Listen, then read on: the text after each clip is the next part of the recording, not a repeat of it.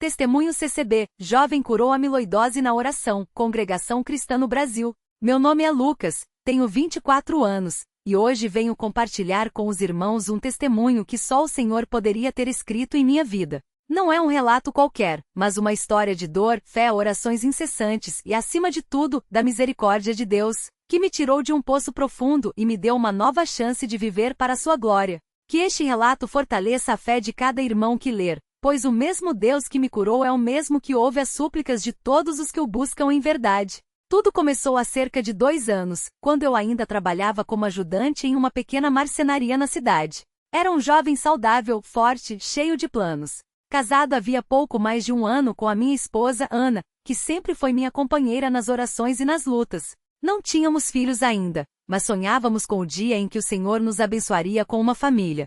Eu frequentava as reuniões na congregação com alegria, cantava os hinos com o coração, e nunca imaginei que uma tempestade tão grande estava por vir. Os primeiros sinais apareceram de maneira sutil. Comecei a sentir um cansaço que não passava, mesmo depois de uma boa noite de sono. Achava que era só o trabalho pesado, afinal, carregava madeiras o dia todo. Mas então vieram as dores nas pernas, uma fraqueza que me fazia tremer ao subir um lance de escadas. Minha esposa notou que eu estava perdendo peso sem motivo, e minha pele começou a ficar com um tom amarelado, como se algo dentro de mim não estivesse bem. Os irmãos na congregação perceberam que eu já não cantava com a mesma força, e alguns até perguntaram se eu estava doente. Eu respondia que era só cansado, mas no fundo, algo me dizia que não era normal. Até que um dia, depois de desmaiar no trabalho, Ana insistiu para que eu fosse ao médico. Relutei porque nunca gostei de hospitais, mas ela, com aquela fé firme que sempre teve, disse: "Vamos, Lucas.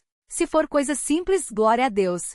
Se for algo sério, Deus já sabe e vai nos ajudar." Fui ao posto de saúde e o médico, depois de alguns exames, ficou sério. Ele me encaminhou para um hospital maior, dizendo que meus sintomas não eram comuns. Lá, depois de uma semana de testes, exames de sangue, biópsias e uma ressonância, veio o diagnóstico que abalou minha vida: amiloidose sistêmica. Não sabia nem o que era aquilo. O médico explicou, com uma voz que tentava ser calma, que a amiloidose era uma doença rara, em que uma proteína anormal se acumulava nos órgãos, prejudicando seu funcionamento. No meu caso, já estava afetando o fígado, os rins e o coração. Ele disse que era uma condição progressiva, sem cura conhecida, e que o tratamento era apenas para aliviar os sintomas e tentar retardar o avanço. Quando perguntei sobre minha expectativa de vida, ele baixou os olhos e disse que sem um transplante de órgãos, seria questão de meses, talvez 1 ou 2 anos no máximo. Saí daquele consultório como se o chão tivesse sumido debaixo dos meus pés. Ana chorou muito quando contei. Ela segurou minha mão com força e disse: "Não, Lucas. Deus não nos deixou até aqui para nos abandonar agora. Vamos orar." E oramos. Choramos juntos, suplicamos a Deus, lembrando das promessas que Ele sempre cumpriu em nossas vidas. Mas confesso, naquela noite, pela primeira vez, senti um medo que nunca havia sentido antes. Como um jovem cheio de sonhos, poderia aceitar que sua vida estava acabando? Como minha esposa ficaria sozinha? Como meus pais, que sempre confiaram em mim, iriam suportar me ver partir tão cedo? Nos dias seguintes, a doença começou a se manifestar com mais força. Minha barriga incharam por causa do fígado aumentado, e minhas pernas ficavam tão fracas que mal conseguia andar até o banheiro. As dores eram constantes, como se algo estivesse me corroendo por dentro. Os médicos receitaram remédios para aliviar, mas os efeitos colaterais eram terríveis: náuseas, tonturas, uma fraqueza ainda maior. Minha mãe, que sempre foi uma mulher de muita oração, veio me visitar e, ao me ver daquele jeito, não conseguiu segurar as lágrimas. Ela só dizia: "Meu filho, Deus é fiel. Ele não vai te deixar." Mas eu, em meu coração, perguntava: por que isso está acontecendo comigo? As reuniões na congregação se tornaram meu refúgio. Mesmo fraco, eu ia porque precisava sentir a presença dos irmãos, ouvir os hinos, sentir que não estava sozinho. Muitas vezes, durante as orações, eu chorava em silêncio, pedindo a Deus que, se fosse sua vontade, me curasse. Mas também pedia força para aceitar, caso fosse seu propósito me levar. Não era fácil. Ver os irmãos saudáveis cantando com alegria, enquanto eu mal conseguia ficar em pé, doía muito. Mas eles nunca me deixaram desanimar. Sempre havia alguém para me dar um abraço, uma palavra de ânimo, ou simplesmente ficar ao meu lado em silêncio, orando. Um dia, o irmão José, um ancião da congregação, veio até mim depois da reunião e disse: "Lucas, Deus não se esqueceu de você." Às vezes Ele permite que passemos pelo vale para que nossa fé seja provada e para que sua glória seja manifestada. Não desista de clamar. Aquelas palavras me marcaram. Comecei a entender que mesmo na dor, Deus estava no controle. Não era uma punição, não era abandono. Era um propósito que eu ainda não entendia, mas que um dia seria revelado. Ana e eu decidimos fazer um jejum de 3 dias, só tomando água e orando. Foi um dos momentos mais difíceis da minha vida. Meu corpo já estava fraco, e a falta de comida me deixava tonto, mas meu espírito se fortalecia a cada súplica. No 3º dia, enquanto estávamos de joelhos em nosso quarto, Ana começou a orar com uma fé que eu nunca havia visto antes. Ela disse: Senhor, o Senhor é o Deus que sarou os leprosos, que abriu os olhos dos cegos, que ressuscitou os mortos. O Senhor não mudou. Se é da sua vontade, toque no corpo do meu marido agora mesmo. Não deixe que o inimigo se alegre com a nossa dor. Mostre o seu poder, Senhor. Eu chorei tanto naquele momento que mal conseguia falar. Só repetia: Senhor, tem misericórdia de mim. Naquela mesma noite tive um sonho muito vivo. Sonhei que estava em um lugar escuro, como um túnel sem saída, e de repente uma luz brilhou no final. Uma voz disse: levanta-te e anda.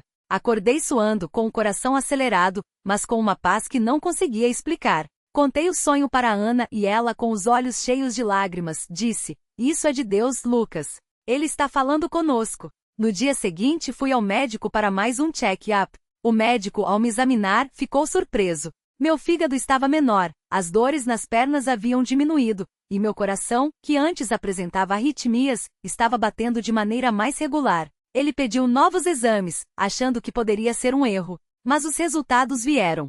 Os níveis da proteína amiloide no meu sangue haviam caído drasticamente, e meus órgãos estavam mostrando sinais claros de melhora. O médico, que era um homem sério e pouco dado a emoções, olhou para mim e disse: Isso não tem explicação médica. Continue fazendo o que estiver fazendo. Eu sabia muito bem o que estava acontecendo.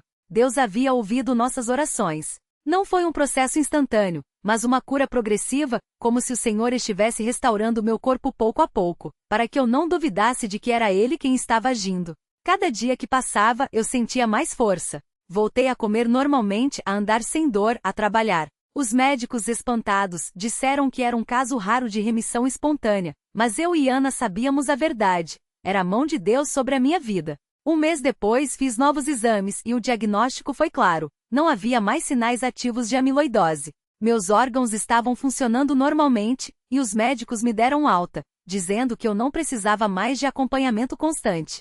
Quando contei aos irmãos na congregação, houve um momento de silêncio, seguido de lágrimas e louvor. Muitos vieram me abraçar, agradecendo a Deus pela minha vida. O irmão José, aquele que me havia falado palavras de ânimo no início, disse: Viu, Lucas? Deus não só te curou, como usou isso para fortalecer a fé de muitos aqui. Agora você tem uma missão: contar essa história para que outros saibam que Deus ainda faz milagres. Hoje, 2 anos depois, estou completamente curado. Não tomo mais nenhum remédio, trabalho normalmente e Ana e eu fomos abençoados com um lindo menino, o Davi, que nasceu saudável e forte. Toda vez que olho para ele, lembro das lágrimas que derramei achando que nunca seria pai. Toda vez que canto os hinos na congregação, lembro dos dias em que mal conseguia ficar em pé. E toda vez que vejo um irmão passando por uma prova, vou até ele e digo: não desista. Deus ouve. Deus vê. Deus cura. Não sei por que Deus permitiu que eu passasse por aquilo. Talvez para me ensinar a depender somente dele. Talvez para mostrar aos irmãos que mesmo nas piores tempestades, ele está no barco conosco. Ou talvez só para que hoje eu pudesse estar aqui compartilhando essa história com vocês, para que saibam. Não importa o quão grande seja a sua luta, não importa o quão sem saída pareça a sua situação, Deus é maior. Ele é o mesmo ontem, hoje e sempre. E se ele fez isso por mim, um jovem sem merecimento algum, pode fazer por você também. Que este testemunho seja um incentivo para todos que estão passando por provas. Não desanimem. Não deixem que o desânimo roube sua fé. Clame a Deus de dia e de noite. Jejue, ore, busque-o com todo o seu coração. Ele não é surdo às nossas súplicas. Ele não nos abandonou. E no tempo certo, no tempo dele, ele vai responder. Talvez não da maneira que esperamos, mas sempre da melhor maneira possível. Agradeço a Deus por minha vida. Agradeço por minha esposa, que nunca deixou de acreditar. Agradeço aos irmãos da congregação, que me sustentaram em oração. E agradeço por cada dia que tenho para servir ao Senhor, porque sei que cada respiração é um presente dele. Que a glória seja somente a Ele, agora e para sempre. Amém. Quando penso naqueles dias de dor, lembro-me de uma noite em que a fraqueza era tão grande que não consegui nem levantar os braços para orar. Minha esposa, com lágrimas nos olhos, segurou minhas mãos e começou a clamar por mim. Ela não tinha palavras bonitas, não usou frases decoradas, mas o que saiu do seu coração foi um clamor tão sincero que até hoje sinto a presença de Deus naquele quarto. Ela só dizia: Senhor, tu disseste que a tua graça é suficiente. Se é assim, mostra a tua força na fraqueza dele. Não deixe que ele desanime, porque sem ti, nós não somos nada. E assim, entre lágrimas e suspiros, ela repetia o nome de Jesus, como se cada vez que o pronunciasse, uma parte da minha alma fosse sarando. Naquela mesma noite, enquanto ela orava, senti algo estranho no peito. Não era dor, não era alívio, era como se uma mão invisível estivesse apertando e solando ao mesmo tempo. Fiquei com medo de abrir os olhos, como se ao fazê-lo, aquele momento se quebrasse. Mas quando finalmente olhei, vi minha esposa ainda de joelhos com as mãos estendidas para o céu, e ouvi uma voz dentro de mim, não era um som, mas uma certeza dizendo: confia, eu estou aqui. Não houve um milagre instantâneo naquela hora, mas algo mudou. A desesperança que me apertava o peito há meses começou a se soltar, como um nó que finalmente se desata. Nos dias seguintes, os médicos continuaram os exames, mas eu já não olhava para eles com o mesmo medo. Antes, cada resultado era uma sentença. Agora, cada consulta era uma oportunidade de ver a mão de Deus agindo. Um dia, a doutora me olhou com estranheza e disse: seus níveis estão melhores. Não é o que esperávamos. Eu sorri e respondi: Deus é bom, não é? Ela não entendeu, mas eu sabia. Não era a medicina, não era o acaso, era a oração dos irmãos, era a fé da minha esposa, era a misericórdia de Deus respondendo no tempo dele. Uma irmã da congregação, Dona Maria, uma senhora que já havia visto muitas batalhas na vida, veio até mim depois de um culto e disse: meu filho, eu também já estive no vale da sombra da morte. Mas aprendi uma coisa: quando a gente não tem mais forças para segurar a mão de Deus, Ele segura a nossa. Ela me contou como, anos antes, havia perdido um filho ainda jovem e como, na dor, quase tinha virado as costas para a fé. Mas foi justamente quando eu pensei que não aguentava mais que ele me carregou, ela disse, com os olhos brilhando. E hoje, olhando para trás, vejo que cada lágrima que chorei foi uma semente que Deus usou para me fazer mais forte na fé. Aquelas palavras ficaram gravadas em mim. Não era um sermão, era um testemunho vivo de que Deus não nos abandona, mesmo quando a dor parece não ter fim.